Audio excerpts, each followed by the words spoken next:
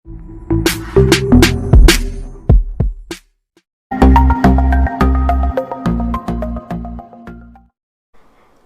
అండి. ఎలా ఉన్నారు అందరూ? బాగున్నారా? నేనైతే బాగున్నానండి. మీ అందరికీ అమ్మవారి ఆశీస్సులు ఎల్లప్పుడూ ఉండాలని కోరుకుంటూ, హనుమత్ జయంతి చైత్ర మాసంలోనా లేదంటే వైశాఖ మాసంలోనా ఎప్పుడు చేసుకోవాలనే అనుమానం చాలామందిలో ఉంటుంది. పరాశర సంహిత అనే గ్రంథం ప్రకారం ఆంజనేయుడు వైశాఖ బహుళ దశమి శనివారం రోజున జన్మించాలని చెప్తారు. అదే రోజున మనం హనుమత్ జయంతిని చేసుకోవాలండి. అయితే కొన్ని ఇతిహాసాల ప్రకారం చైత్ర పౌర్ణమి రోజున నికుంభుడు తదితర రాక్షసులను సంహరించి హనుమంతుడు విజయం సాధించడం వల్ల ఆ రోజున హనుమత్ జయంతిగా చేసుకునే సాంప్రదాయం కొన్ని చోట్లయితే ఉంది. అది కూడా ఉత్తరాదిలో ఎక్కువగా చేసుకుంటారండి. చైత్ర పౌర్ణమి నుంచి 41 రోజుల పాటు ఆంజనేయుడికి దీక్ష చేస్తారు. ఈ దీక్ష చివరి రోజున మళ్ళీ హనుమత్ జయంతి అనేది చేసుకుంటారండి. అలాంటి పౌర్ణమి రోజున మీరు చక్కగా ఉదయాన్నే లేచి స్నానం చేసే నీటిలో కాస్త పసుపు వేసుకొని స్నానం చేయండి. జీవితంలో అద్భుతాలు జరగాలి, కోరుకునేది మాకు జరగాలి, చేస్తున్న వృత్తి వ్యాపారాలు బాగుండాలి, ఆరోగ్యం బాగుండాలి, అదృష్టం కలిసి రావాలి అని అనుకునేవారు ఈ చిన్న పని చేయండి. రూపాయి కూడా ఖర్చు పెట్టని చిన్న విధానం అండి. మన సనాతన ధర్మంలో, మన జీవన విధానంలో అనేక సందర్భాల్లో మన పూర్వీకులు ఎలా ఉండాలి, ఎలా ఉండకూడదు అనేది చాలా వరకు వాళ్ళు క్లియర్గా చెప్పారు. కానీ ప్రజెంట్ మన జీవన విధానాన్ని మనం పూర్తిగా మార్చేసుకున్నాం. ప్రతి ఒక్కటి అంటే అది గౌరవం కావచ్చు, ఆరోగ్యం కావచ్చు, ప్రతి ఒక్కటి కూడా మనం వదిలేసుకుంటూ వస్తున్నాం. పెద్దగా ఖర్చు పెట్టకుండానే చేసుకునే చిన్న పరిహారం అండి ఇది. చాలా వరకు రెగ్యులర్గా ప్లాస్టిక్ బకెట్లను వాడుతూ ఉంటాం స్నానానికని. కానీ మనం ప్రతిరోజు స్నానం చేసే నీళ్ళ బకెట్ ఇత్తడిదే ఉండాలండి.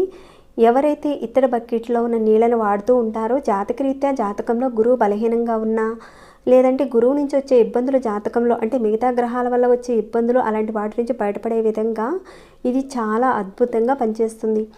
నిజమా అని మీకు ఒక రకంగా ఆశ్చర్యంగా కూడా అనిపించవచ్చు. మన అమ్మమ్మల కాలంలో ఎక్కువగా ఈ ఇత్తడి బకెట్లే వాడుతూ ఉండేవాళ్ళండి. అది మనకి ఈసారి పౌర్ణమి హనుమత్ జయంతితో పాటు వచ్చింది కాబట్టి చాలా విశేషంగా కూడుకుని ఉంది. కనీసం మీరు ఇత్తడి బకెట్లో కానీ లేదంటే కనీసం ఇత్తడి చెంబుతో కానీ మీరు స్నానం చేసి ఆ నీటిలో కాస్త ఒక చిటికెడు పసుపు వేసుకొని స్నానం చేయండి. మీరు చూసే ఉంటారు పర్వదినాల్లో ఎక్కువగా మనం ఇత్తడి గిన్నెల్లోనూ దేవతారాధనకు అంటే వారికి సంబంధించిన ప్రసాదాలను మనం వండుతూ ఉంటాం. ఇత్తడి వాటిల్లో ప్రసాదాలు తయారు చేసి స్వామివారికి పెట్టడము, ఇంకా ఇత్తడి బకెట్ నీళ్ళతో కానీ లేదంటే ఆ నీళ్ళలో కాస్త పసుపు వేసుకొని మన పౌర్ణమి రోజున కనుక స్నానం చేస్తే గురుబలం పెరుగుతుందండి. గురుబలం పెరిగితే ప్రతి సమస్యలు తీరుతాయి.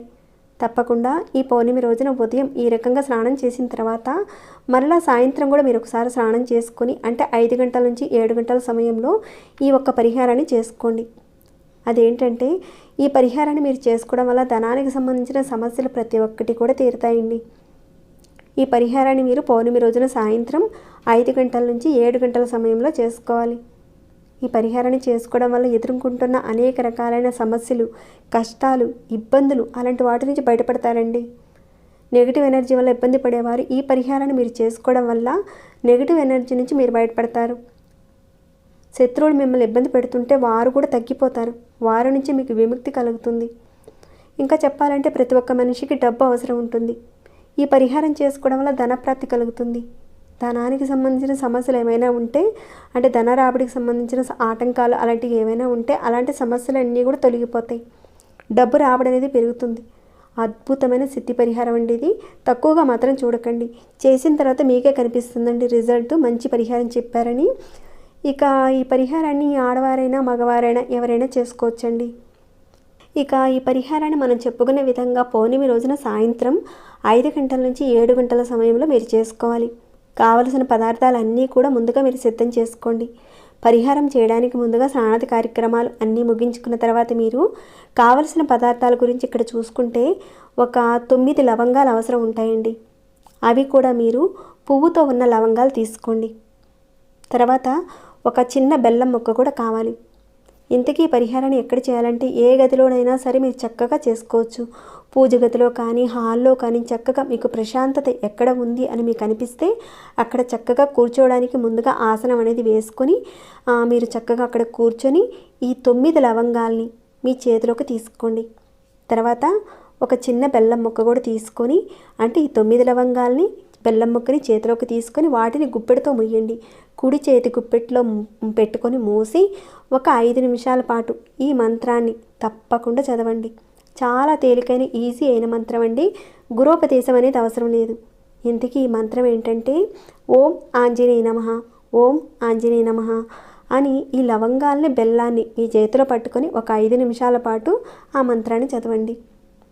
ఈ మంత్రాన్ని నేను స్క్రీన్పై కూడా ఇస్తానండి, మీరు చూడొచ్చు. ఈ పరిహారాన్ని చేసేటప్పుడు మాత్రం మీరు కింద డైరెక్ట్గా కూర్చోకండి. ఏదైనా ఆసనం వేసుకొని కూర్చొని పరిహారం చేసుకోవాలి. ఈ పరిహారాన్ని మీరు చేసేటప్పుడు మీ మొహము దక్షిణం వైపుగా పెట్టాలి. దక్షిణం వైపుగా పెట్టి జపం చేసుకోవాలి.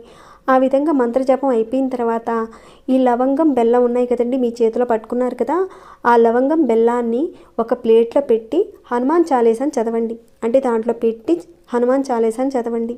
హనుమాన్ చాలీసాని చదవడం మీకు రాకపోతే కనీసం వినండి. ముందైతే మీరు లవంగాలను బెల్లాన్ని చేతిలో పట్టుకుని మంత్రజపం చేయాలి. మంత్రజపం అయిన తర్వాత ప్లేట్లో పెట్టి హనుమాన్ చాలీసాని చదవాలి. హనుమాన్ చాలీసా చదివిన తర్వాత ఆ బెల్లం లవంగాల్ని మళ్ళీ మీ చేతిలోకి తీసుకోండి. తీసుకొని మీ తల చుట్టూతో తిప్పుకోవాలి. ఒక 9 సార్లు తిప్పుకోవాలండి. క్లాక్ వైజ్గా తిప్పుకోవాలి.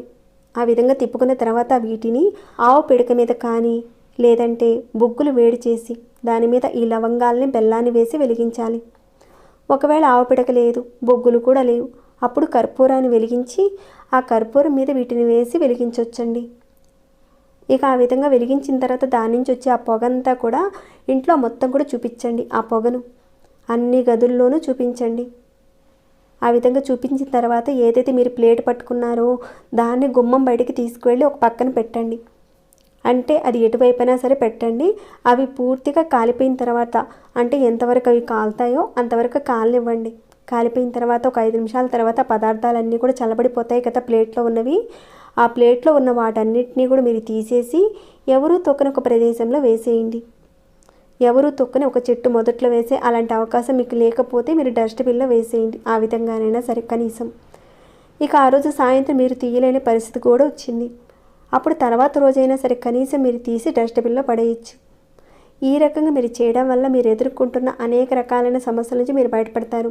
మీ జాతకంలో గురుబలం తక్కువగా ఉన్నా, రాహుకేతువుల యొక్క ప్రభావం అధికంగా ఉన్నా, శుక్రగ్రహ బలం తక్కువగా ఉన్నా, అంటే అలాంటి వాటితో ఇబ్బంది పడుతుంటే మీరు ఆ ప్రభావం నుంచి మీరు బయటపడతారు. అలానే శత్రువుల నుంచి మీకు ఒక రక్షణ అనేది కలుగుతుంది. ఇంకా ధనానికి సంబంధించిన ఆటంకాలు ఉన్నా, అలానే వ్యాపారం బాగా జరుగుతుంది. ఒక్కసారిగా అది ఆగిపోయింది, సరైన విధంగా రాబడలేదు, అలాంటప్పుడు కానీ ఇంకా ధనానికి సంబంధించిన ఇబ్బందులు మీకు ఉన్నా కానీ ఇప్పుడు చెప్పుకున్న సమస్యల నుంచి ఇబ్బందులు పడుతున్నవారు ఆ సమస్యల నుంచి బయటపడే మార్గాలు అయితే మీకు తెలుస్తాయండి. ఈ పరిహారాన్ని చేసుకోవడం వల్ల ఈ పౌర్ణమి అది కూడా హనుమత్ జయంతితో కలిసి వచ్చింది కాబట్టి ఈ ఒక్కరోజు చేస్తే చాలండి, అద్భుతమైన ఫలితాలు కనిపిస్తాయి. తప్పకుండా చేసుకోండి.